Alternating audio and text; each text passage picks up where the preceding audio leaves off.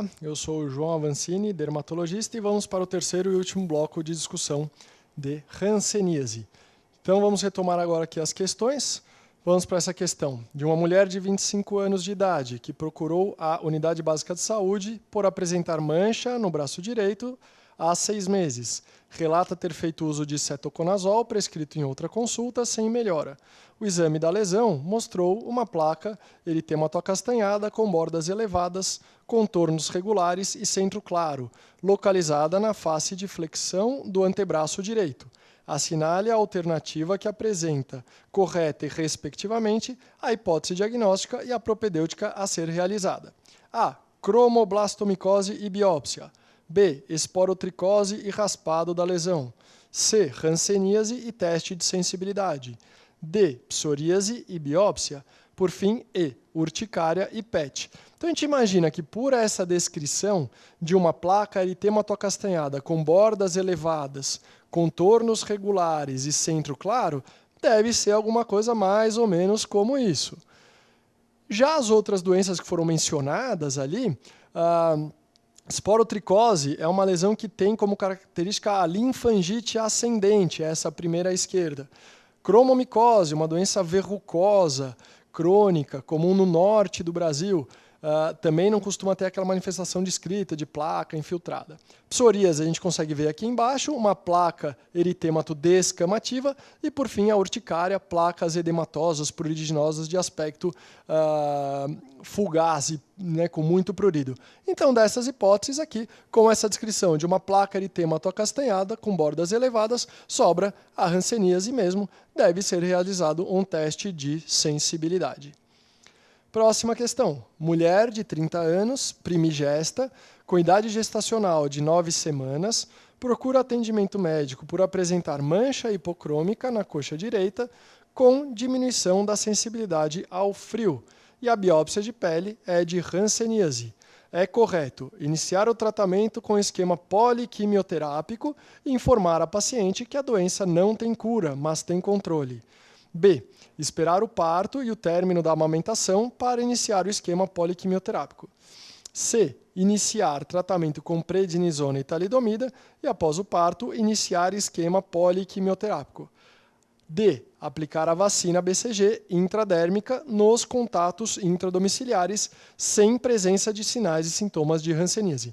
Então, esse caso é uma descrição de uma mancha hipocrômica com diminuição de sensibilidade, ou seja, já faz a gente pensar numa hanseníase na forma indeterminada, e aqui nesse caso a biópsia confirmou, lembrando que na forma indeterminada nem sempre a biópsia vai ser confirmatória.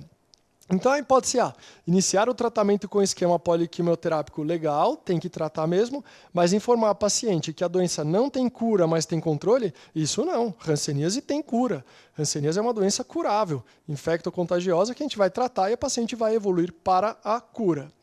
Já em relação à gestação, a hipótese B fala de esperar o parto e o término da amamentação para iniciar o esquema poliquimioterápico. Aqui, quando a gente vai no manual do Ministério, a gente lê que a gravidez e o aleitamento materno não contraindicam a administração dos esquemas de tratamento poliquimioterápico da hanseníase, que são seguros tanto para a mãe quanto para a criança. Então, não precisa esperar. Iniciar o tratamento com prednisona e talidomida. E, após o parto, iniciar o esquema poliquimioterápico. Então, não, tá? Prednisona e talidomida são tratamentos para os episódios reacionais e, lembra, talidomida não deve ser prescrita em mulher em idade fértil e de jeito nenhum para gestante, tá bom? Não tem exceção. Eu comentei no bloco anterior que até existiam algumas exceções para o uso da talidomida em mulheres em idade fértil, desde com uma contracepção adequada. Para gestante, não há exceção, não pode usar talidomida. E a hipótese D, aplicar a vacina BCG intradérmica nos contatos intradomiciliares sem presença de sinais e sintomas de hanseníase. Então, isso eu mencionei no primeiro bloco dessa discussão, mas todos os pacientes que forem diagnosticados com hanseníase, os seus familiares e contatos próximos devem ser submetidos a exame dermatoneurológico e todos devem ser submetidos ao esquema de vacinação com BCG, exceto aqueles que já tiverem 2 cicatrizes e, claro, que não tiverem lesões sugestivas de hanseníase. Se tiver lesão sugestiva de hanseníase, é para tratar com o esquema poliquimioterápico. Portanto, a hipótese correta é essa mesma hipótese de aplicar a vacina BCG intradérmica nos contatos intradomiciliares sem presença de sinais e sintomas de hanseníase. Próxima questão. Em relação à hanseníase, é possível afirmar que hanseníase virchoviana cursa com infiltração dos lóbulos das orelhas, queda do terço externo das sobrancelhas e baciloscopia negativa. Eritema nodoso é um quadro reacional que ocorre nas formas paucibacilares.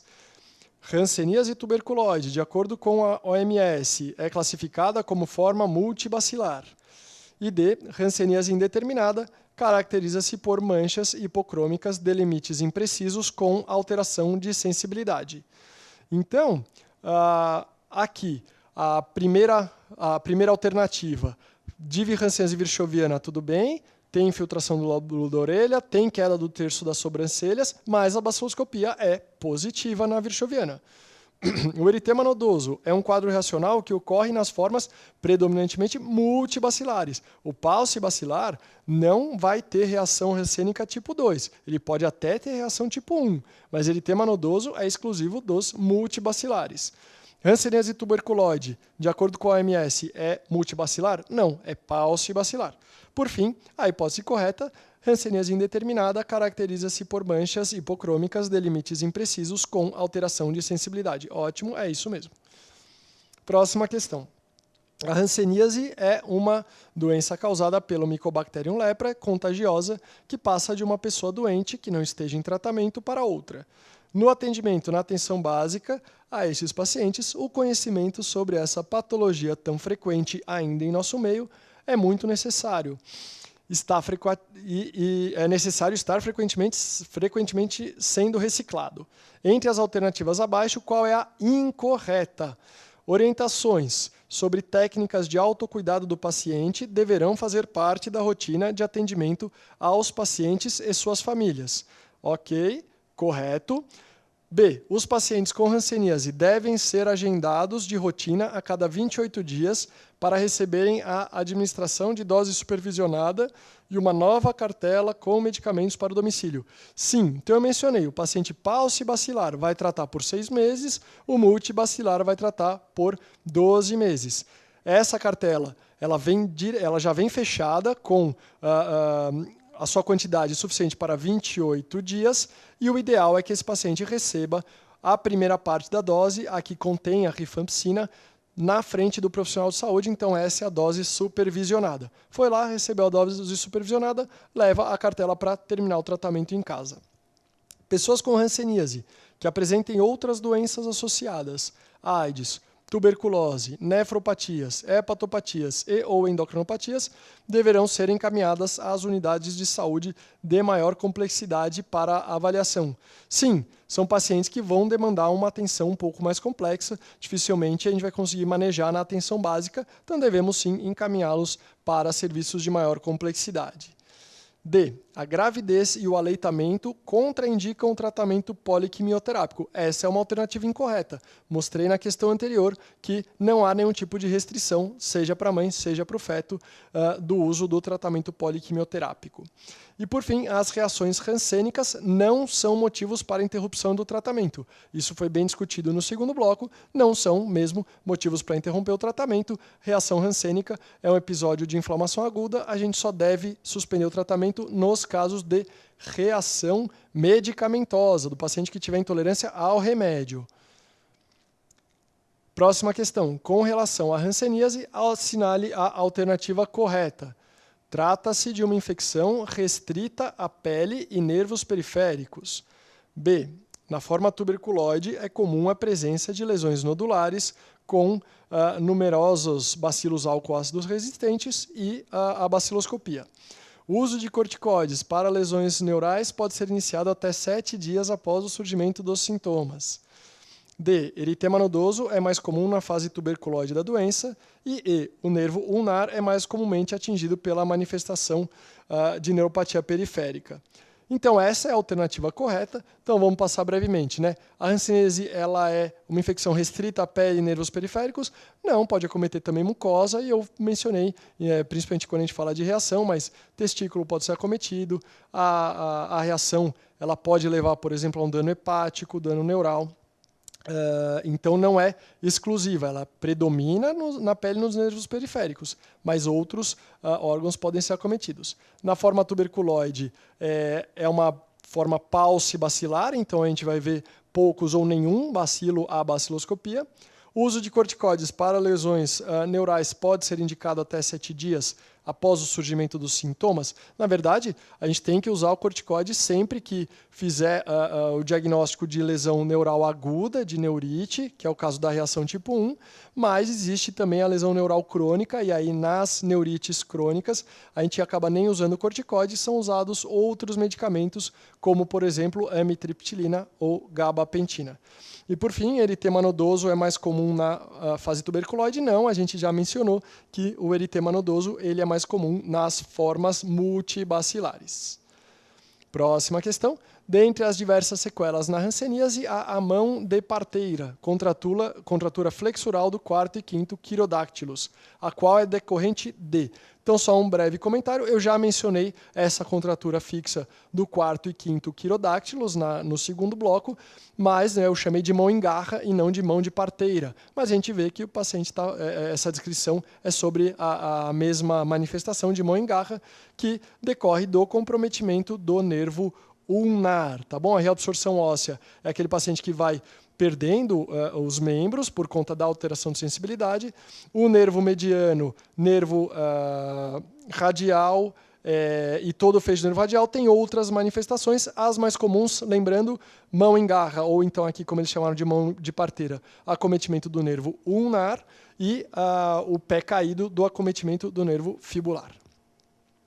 Próxima questão. Dentre as alternativas abaixo, qual está correta sobre a epidemiologia e controle da hanseníase?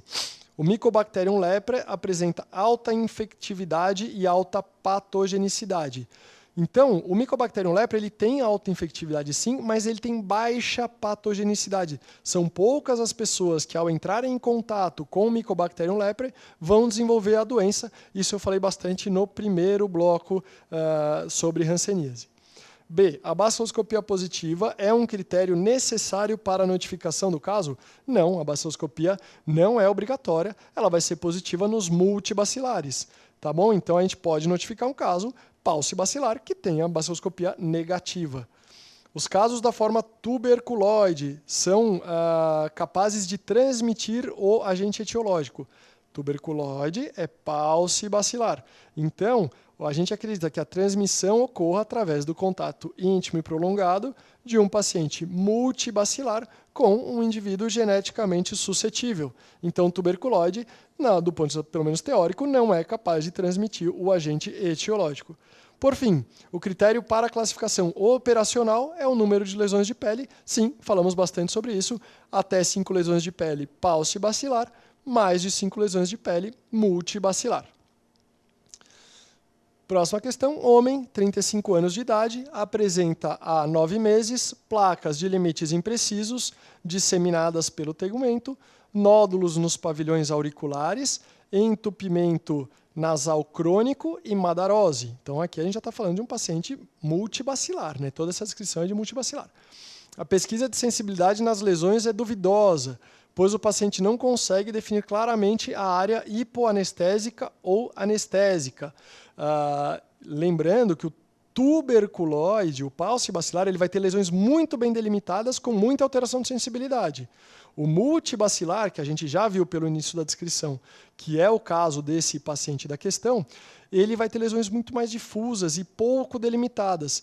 E a alteração de sensibilidade é mais tardia. Então, esse paciente multibacilar vai ter dificuldade mesmo em ter esse discernimento de hipoanestesia ou anestesia e dificuldade em delimitar a lesão.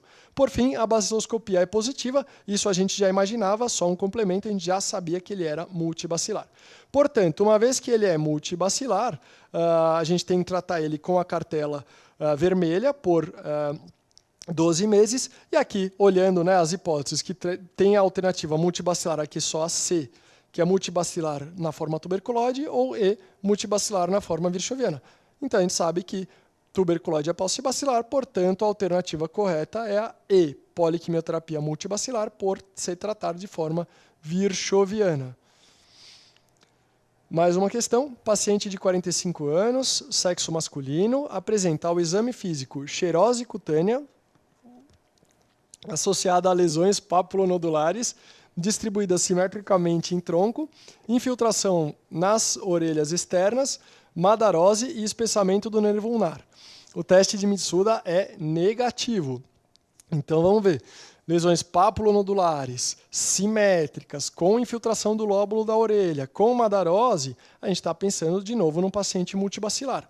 Teste de Mitsuda negativo vai corroborar com essa nossa hipótese. Lembrando, o teste de Mitsuda, falamos bastante ali no primeiro bloco, o teste de Mitsuda ele vai ser positivo nos pacientes com imunidade celular preservada, então no polo tuberculoide, aqui a gente está falando de um paciente do polo virchoviano ou multibacilar, portanto, forma virchoviana, vamos tratar ele com poliquimioterapia multibacilar, 12 cartelas vermelhas.